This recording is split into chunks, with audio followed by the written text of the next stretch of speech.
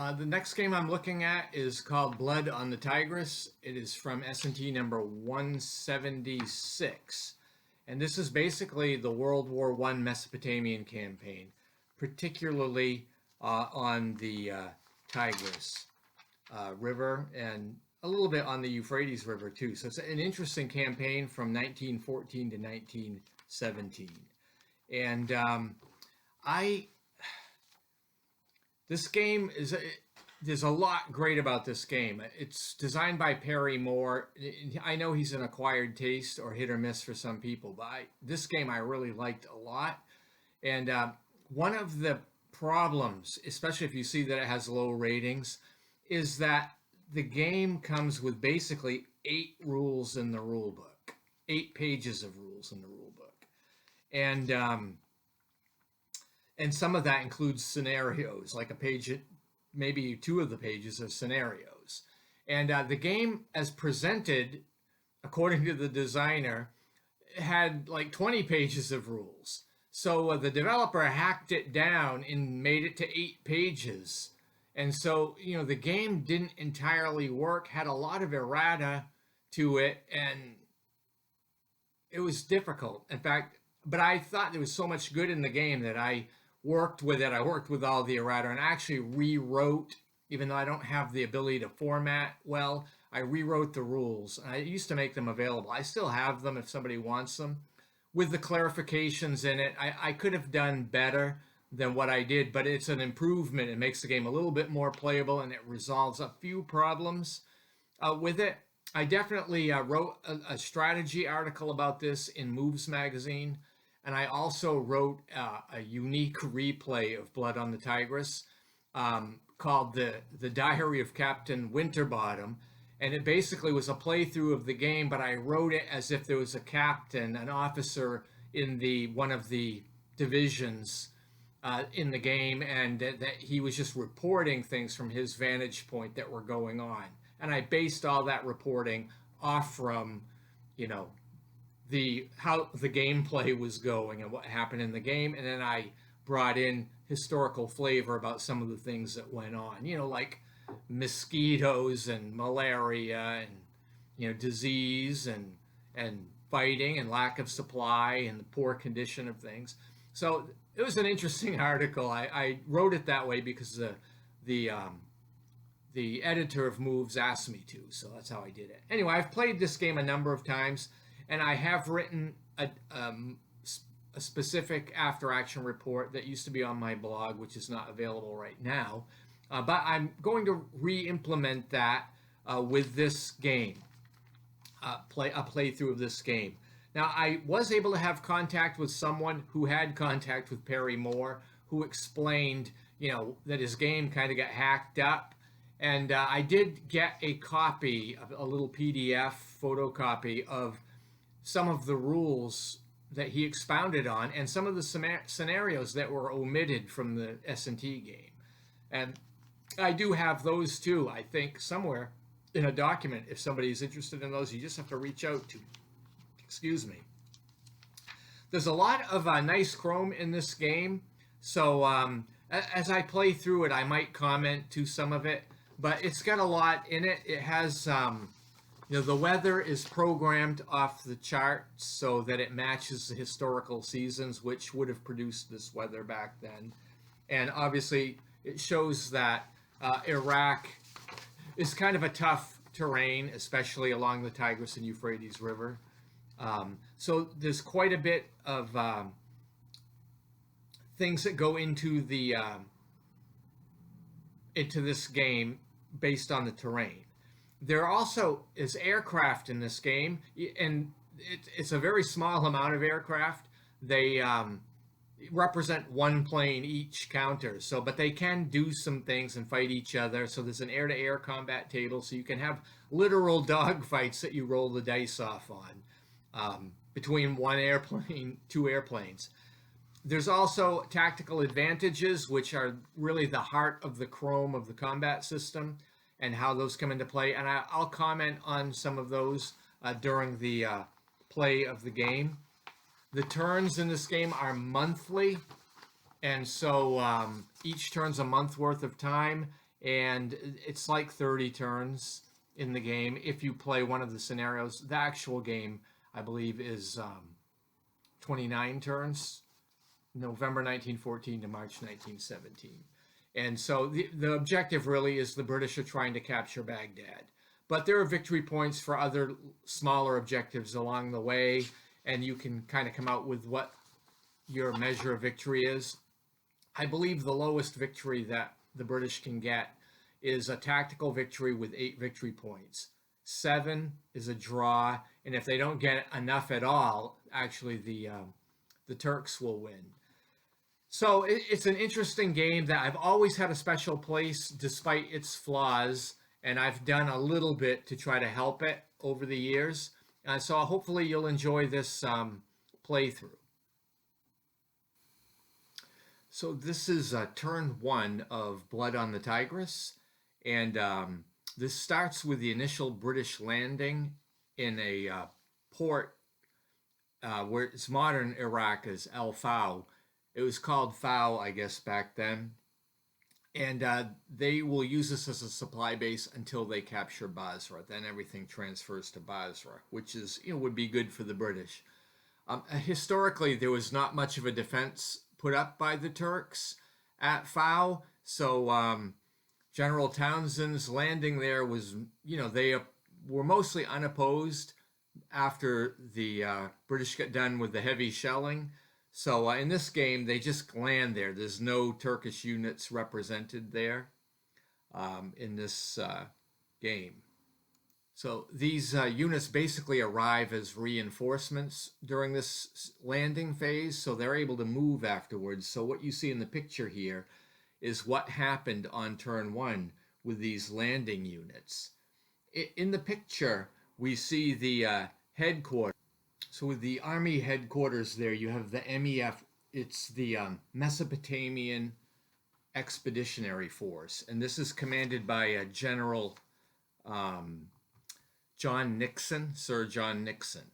And they've moved up right to the outskirts of Basra. And in this picture, Basra is occupied by the Turkish 3rd Brigade there from the 38th Division. Also in this picture, we see the 6th Division headquarters there. That's commanded by General Townsend, and his forces actually are the ones here that are attacking Basra. Also, the Commonwealth has 2 gunboats there. They're represented in one counter, the HMS Odin and the HMS Espiegel. And they are there against a Turkish gunboat, which you can see in the pile there, the Marmaris. And there's a little bit of contact here, and these gunboats are able to provide fire support for land combat, but they can also fight each other. And in addition, we have 2 Turkish steamships, the steamship Ektabana and the steamer Basra. And the Odin and the Spiegel end up sinking these ships, and the Marmaris is displaced, so it's still here. I think historically the Marmaris was sunk on purpose by the Turks to try to block the river, and it failed. And in this game, you can opt to do that. It is a low odds success rate, but you can try to block it and put a little bit of a dent in the British attacks here. But what ended up happening in these initial rounds, certainly the Turkish shipping here was neutralized, and the 3rd Brigade was destroyed at Basra, as my note says. And you can see just above that, the 2nd Brigade suffered a step loss in this combat. Also, the Turks are marked out of command because they're out of command range of their headquarters. So they're out of command because they need to be within the command range of a headquarters that is in has a line of communications, and for the Turks, that is all the way back to Baghdad. The the command radius is the same as the tactical support number on the headquarters, which, so if you see the Mesopotamian Expeditionary Force headquarters there, they have a 4 on there, as well as the division headquarters. The 6th Division has a 4 command radius. But the Turks don't have a headquarters here. So these guys are automatically out of command, and that cuts their combat value in half. It is turn 2. It is December 1914. And what's happening in this picture, the British are continuing their attack. They've already captured Basra, which is, I believe, is worth a victory point. And now they're moving in to this next area, Kurna. And we see there's an oasis in that area too. And the 38th Division is in a lot of trouble because it has been out of command, and it is trying to retreat. And that's what's shown in the picture. It's going up along the banks of the Tigris to get in a more consolidated area. The other thing we see happening in this picture is that there's a stack of gunboats. The top for the British are the HMS Lewis and Simona, and there's actually a stack of 4 of these. So that's, I think, the equivalent of 8 gunboats are attacking the Marmaris. And they, like the caption says, they were able to sink this gunship. So that's actually a very positive thing to get that ship out of the way. Something else that I will mention here is during any dry season turns, which are dictated by the turn record track, the Tigris River, anything north of Basra, I mean, it starts getting in the, it can become very dry. So the gunboats, can run aground because they have a deeper draft. And so when they run aground, they get stuck. And what happens is they have 30 movement points along hex sides along the Tigris River here. And every 10 movement points, they got to roll a die and check and see if they run aground, if it's a dry season turn. So that's going to be one of the things that is going to be an unknown here in this playthrough. This is turn 3. It's January of 1915, and we see the how far along this trek toward Baghdad that the Commonwealth has gotten, because the Mesopotamian Expeditionary Force headquarters is still back down at the bottom of the picture in Basra. And we see the 6th Division is up here getting into the area of Kurna. And there's a number of gunboats there. I think there are 8 of them, as I said before. The brigades that are supporting the 6th Division, and then they have a supply truck there. And that supply truck will last for supply as long as I don't expend it in combat. I can use it in combat to get double my strength. While this is all unfolding, we have a little bit bigger picture of what is happening, and we see the Turks' 38th Division, which is the one that got driven out here earlier, has moved all the way up to Amara. Amara is one of the victory point hexes. It's worth 1 victory point if the British can capture it. It's still far enough toward Basra that the supply is not going to be attenuated too much, so it shouldn't be too difficult for the British to get that. Also, along the Euphrates River on the left side of the map, you see Nasiriyah, and you have the 35th Infantry Division over there. And these guys are not in command, even though they have their divisional headquarters. They're way out of range of their army headquarters, so it's not a good situation for them. But that city also, or that village, is worth a victory point for the British. So they're probably going to have to send somebody up there to deal with that. But what we see happening here with the Commonwealth, with the 6th Division, is that the headquarters is using its command range there to get the 16th Brigade across the Euphrates to be able to capture Kurna. And it's right on the outskirts of that area. On turn 4, it's February, still the dry season, 1915.